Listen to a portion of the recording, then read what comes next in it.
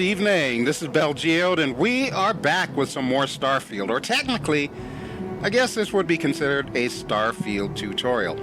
So I discovered something. I discovered how to actually make it so that in Steam, I can use my VIRPIL HOTAS controls that I use for all the flight simulators that you have seen on this channel. So this video is primarily geared towards those of us who are also flight simulators who, when we first got into Starfield as the hype was kicking up into full gear, and discovered, wait, Bethesda didn't give us any HOTAS controls for this? How in the hell are we supposed to fly? Mouse and keyboard? Yeah. You know you went through that, especially if you're a flight simmer, or if you've played things like Star Citizen and Elite Dangerous. You were probably scratching your head as to why Bethesda could miss out on that. So, before we do anything else, I do want to make you aware this video was recorded after what will be considered episode 22 of our series. However, because of the fact that I just discovered it and I just wanted to get it out there to everybody, I decided to put it up shortly after episode 7. So it's going to appear as episode 7.5, basically. So you'll notice the ship looks different. Spoiler warning, that is not what a ship looks like in episode 8. So don't get excited when you see episode 8 and the ship looks the original way. In any event, the first thing that I'm going to show you is what you need to do on Steam. So we're going to switch over to my desktop, to Steam, and I'm going to walk you through the process on how to actually set up the controls so that Steam recognizes your HOTAS as valid controls for the game. And then, once we're done that, we'll get back into Starfield, and I'm going to show you what you need to do on the actual settings window just to make sure that it reacts the way that you would expect as a flight simmer and so on and so forth. Okay, so if you're all ready, let's go ahead and get started on that. Okay, so as you can see, we are in Steam, and it really doesn't matter whether you go to the store, the library, the community, or whatnot, because what you really want to do is you want to go to Steam up here, and you want to go to Settings. When you click on Settings, it will open up this window here. Typically, it starts on Account, but we're going to go down to Controller, and we're going to click on that. Now, the very first thing you want to verify once you get into the controller window is at the top, you should be able to see the names of the actual HOTAS components that you have connected. Bear in mind, if you happen to have an Xbox controller connected to your PC, chances are you're going to see that before you see anything else. So you may want to unplug that and just make sure that it sees the actual HOTAS component. So in my case, it's showing me the VPC stick Warbird, which is basically my F-14 Tomcat flight stick. And it's showing my MT50 CM3 throttle, which is my VIRPIL throttle.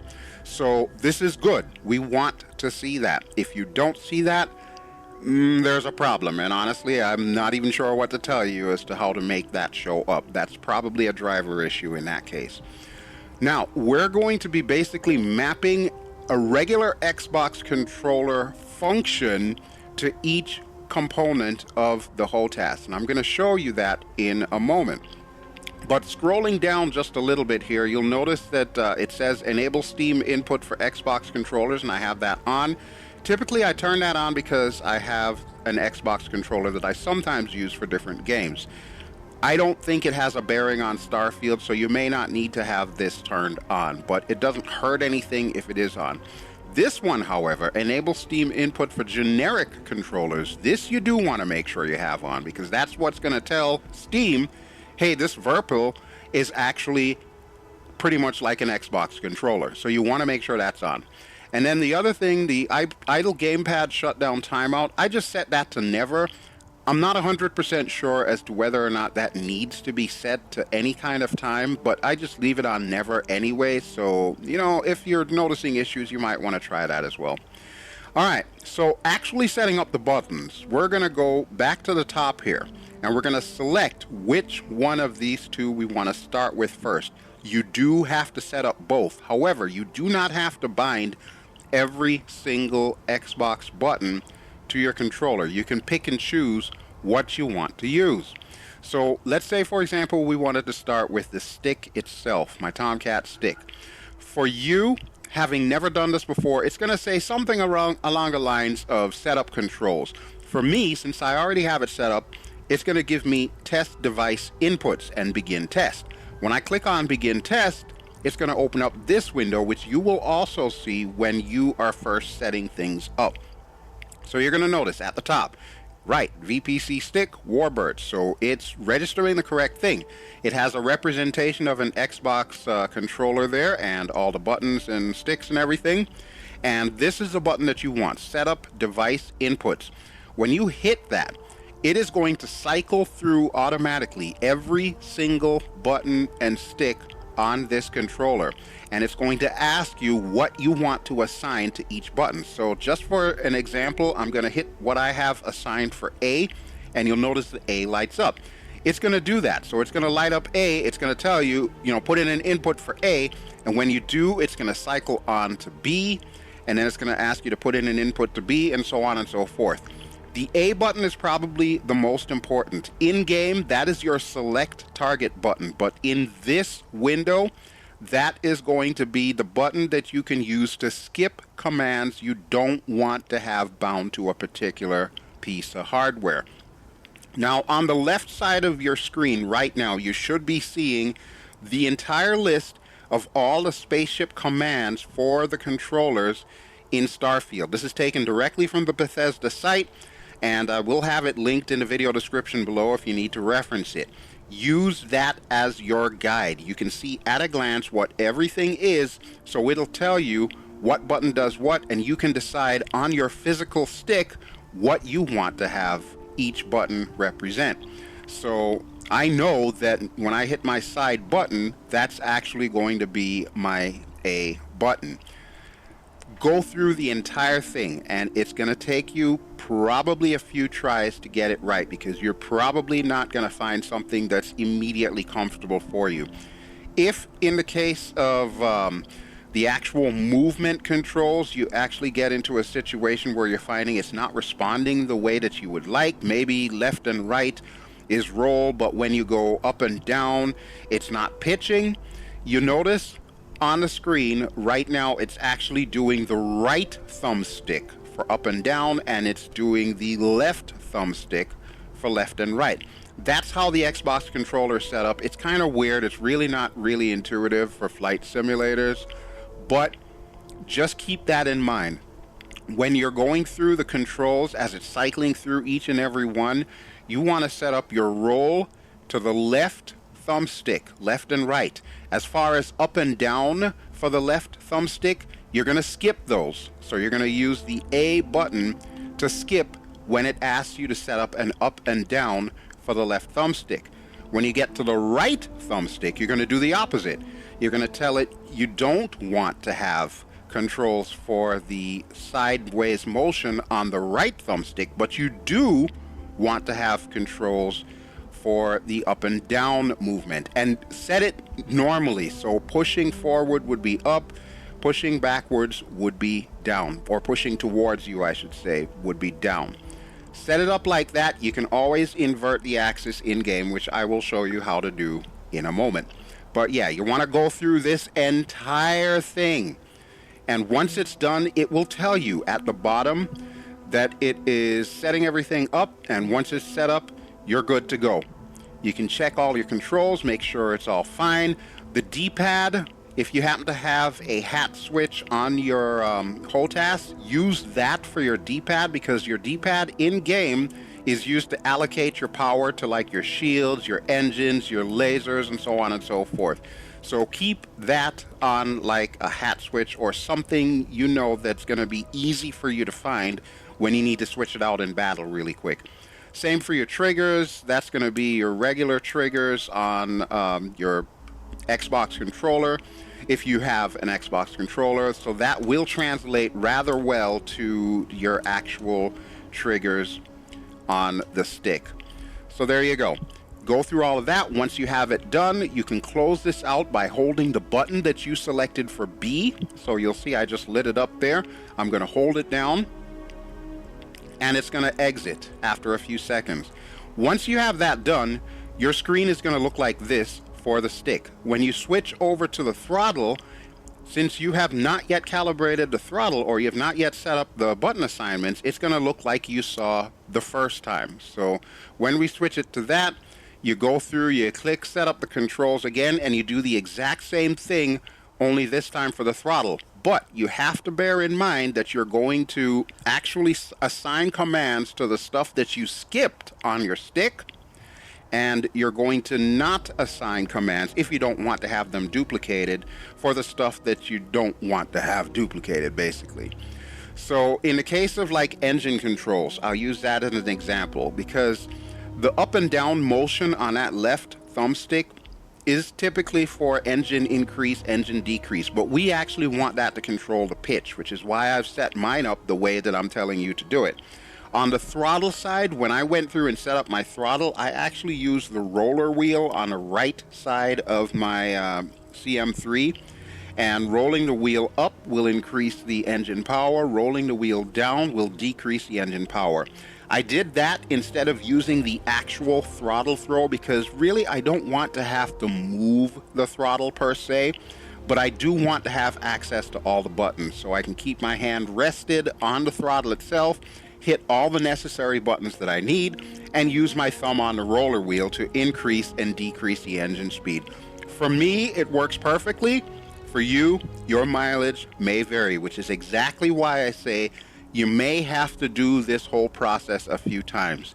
If you ever get lost with it, you can always just click begin test and then click that set up the button function thing and just redo the whole thing. But remember, it will cycle through the whole thing. All right, let's get back into Starfield so I can show you in there some of the things that you're going to need to pay attention to in order to get this thing to function exactly the way that you would like, so you feel like you're actually flying your starship. And I'll see you back in Starfield. Okay, so we're back in the game, and hopefully that was all clear to you. If not, we can always just rewind the video and check it out. But hopefully by now you've got everything set up, so you're probably going to want to know what you need to do in Starfield to make your controllers respond exactly the way you want. So to do that, we're going to go into settings real quick. And in settings, we're going to want to go to controls. You don't necessarily need to go into bindings. Typically, you want to leave everything the same. You can see these are all the keyboard commands since I don't have an Xbox touch controller or Xbox controller hooked up to this. So these are all the various commands here. If you were using keyboard, we won't need this. We won't need this. Leave everything default. That's the easiest way to do this. So we're going to go to controls, and there's a couple of things that we want to pay attention to. The first one is invert flight Y. So if you set everything up in Steam the way that I told you to, the first thing you're going to notice is when you push forward on the stick, you're going up instead of going down. This is what fixes that. Invert flight Y. Make sure that is turned on. Now, this roll dominant is also important if you decided that you wanted to have your yaw control set up to that left thumbstick instead of the right thumbstick. That's the reason why I have everything set up the way that I do in my Steam setup. I left roll dominant off. So when I roll with the joystick, I want it to actually roll the ship. And then for my yaw, I'm using the actual thumbstick that's on my throttle only for the yaw. So the left and right has been mapped, but the up and down on that little throttle thumbstick have not been mapped. So those don't do anything. It'll only allow me to yaw left and right. Since I don't want to use rudder pedals, and really Steam only recognizes two controls anyway, so I can't hook up the rudder pedals to it. So it's not 100% perfect, but it's close enough. Your mileage may vary as far as that goes. If you want to be able to just use the stick to yaw and pitch instead of pitch and roll, you would turn this on. For me, I leave it off. As far as the sensitivity goes, you can use the controller look sensitivity, or I think it's controller cursor. One of the two of these. I think it might be actually this one, the look sensitivity, that determines how quickly your controller responds. I've left mine default. The default is, of course, 21%. You don't have to mess with it. You can leave it as is, but if you find that your ship is a little bit sluggish and you know you've got this thing kitted out to where it's supposed to be able to turn on a dime, you can play with that. For me, I leave it as is. The controller hot swap, make sure you leave that on. The reason why: you want Starfield to be able to switch automatically from your HOTAS when you're using it in spaceships to your keyboard and mouse when you're using it on the ground. Unless, of course, for some strange reason you actually want to control your character with your HOTAS on the ground. In that case, that's all on you. But those are the major things that you need to concern yourselves with in the controls. So remember, invert your flight Y-axis. Don't worry about it on ground. You can leave that off, because we're probably going to use mouse and keyboard to walk around on the ground. But for flight, definitely keep that on. Roll dominant, I would suggest you keep that off and then set it up exactly the way I told you in Steam. If you don't want to do that, that's entirely up to you, but that's how I do it. All right, now let's finish this video out by seeing how everything works. I've left Sarah in Constellation in the lodge, and I got Vasco. Captain, do you require my assistance? Not at the moment, Vasco. We're going to go flying, though, so hop on board. And we're just going to fly around Jemison here, and I'll show you some of the movements, and you can see just how smooth it actually is.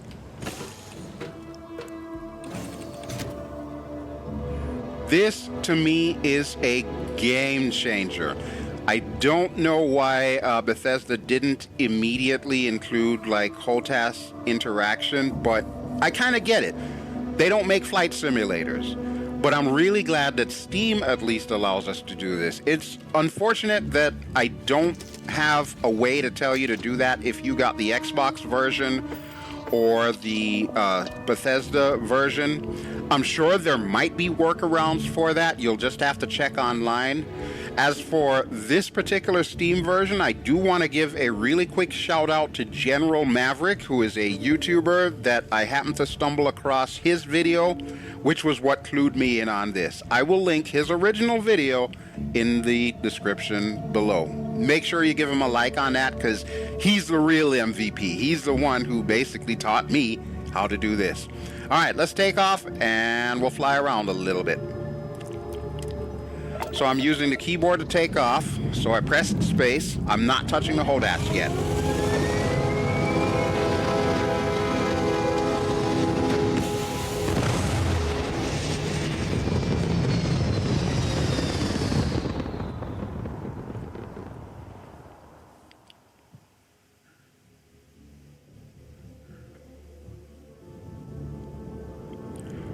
Okay, so we're in space, and you can see that we are still set to mouse and keyboard, as is evidenced by the fact that at the top where it says missiles, the top left, it says mouse 2, and where it says particle, it's mouse 1, and so on and so forth. In order to switch from mouse and keyboard to the HOTAS, all we have to do is just move the HOTAS. So you'll notice it switched LT, RT, LS. So all of those are now functional. I am using the VIRPIL, so I'm pitching down, which means I'm pushing the stick away from me, and I am pitching up. I'm pulling the stick towards me, and you can see it is doing exactly what you expect it to do. I'm rolling to the left, and I'm rolling to the right. And since we obviously want yaw capability, that's where the throttle comes in with the throttle thumbstick. So I'm going to yaw to the right, and I'm going to yaw to the left. Like Todd Howard would say, it just works. So as far as the D-pad goes, since I have that set to my hat switch, as I told you to do, you can now go D-pad left, and that will allow you to, say, take away some stuff from the particle weapons and assign everything to engine. So we can go up on the engine. Whoops, I'm going down on the engine there. I don't want to go down on the engine. There we go. All right, so we have some assigned to the engine there. It's a little fiddly. You got to make sure that you've got a 4-way hat switch. I actually have an 8-way hat switch, so it's kind of finicky. But eventually you'll get it. Eventually you will get it. To increase speed, I'm going to go to my little roller wheel on the side of my throttle, and I'm just going to roll it up. And that'll give us full power. And I also have my button set for boost. So I can hit that button and voila. And I even have a button set to change the view from inside the cockpit to outside. Just like that. Everything is now on the HOTAS. I don't have to use the keyboard and mouse at all. So even if I wanted to, say, for example, examine a planet, because as you know in Starfield, that is something that we do a lot. There's a couple of ways that I can do that. That A button that I told you about to select targets, you can do that. Click the A button, it will select the target, and it now tells you need to hit X, which I happen to know that my X button is set to my throttle. So when I do that, all of a sudden it opens up the map. Now you can still use the HOTAS, like I'm moving my HOTAS left and right here, and you can see it is moving the little cursor so I could actually select the lodge. And then I can just like use the HOTAS to go down to where it says New Atlantis Explored. And then to select that, of course, we're going to hit the A button again. And to land, we will do the X button again. So yeah, pretty straightforward stuff. But let's say, for example, you don't really want to use the HOTAS while you're in this menu, which we oftentimes do get into a lot. All you have to do is just move your mouse, and it automatically switches over to keyboard and mouse. So now we're back to keyboard and mouse. You'll notice it says show resources is now R instead of the button that I had assigned on the HOTAS. So there we go. You can switch around that easily. And then we can go tab again to get out of the galaxy map, and you can see we're back to this, and notice it now switches to open planet map R at the bottom there. Once I move the HOTAS, it's back into the HOTAS mode, so it goes back to the controls that are set up for that. It is that simple, that seamless. Bethesda, why couldn't you just put that in to begin with instead of having us do all of this workaround? But that's pretty much all I've got for show and tell today. So let's go ahead and land, and we will call this video done. And just remember, the version of the ship that you're seeing, you will not see until much later into the series. Like I said, this video was recorded after episode 22, so quite a lot has happened before I actually got the ship to look like this. You will see it as the videos go on. Alright, let's go ahead and rotate our globe here. And we want to go to that, select that, set course to Jameson. No, I just want to land. That's all I want to do. Maybe we'll switch it to the mouse. There we go. A little bit easier. You can always go back and forth. It's so easy. And we'll press X to land, since we're going to be using the mouse and keyboard to walk around anyway. So that's it, folks. That is really it. I'm just shocked that it took me this long to figure out that it can be done. It can be done with Steam. Like I said before, I don't know if you can do it with any other version of the game. But at least for me, being able to do this in Steam is a godsend. Now I can actually fly in Star Citizen the way I feel I was intended to fly. And I can't even begin to tell you just how happy that makes it. Does it make the game more like Starfield or Star Citizen or Elite Dangerous or anything like that? Probably not. Does it make it a lot more familiar to those of us used to flight sim controls? Absolutely. So I would highly recommend you try it. If you have any questions, feel free to, chime in the comments and I'll be happy to answer you. Or you can contact me on Facebook on the BelGeode page and I'll be happy to address any questions you have there. Alrighty folks, that will do it for me. So thank you as always for watching. This has been BelGeode. I have been playing Starfield, going through a little bit of a tutorial, as short as I can possibly make a tutorial, to show you how to hook up the HOTAS to Starfield. It works, it's glorious, it's given me a whole new love for this game.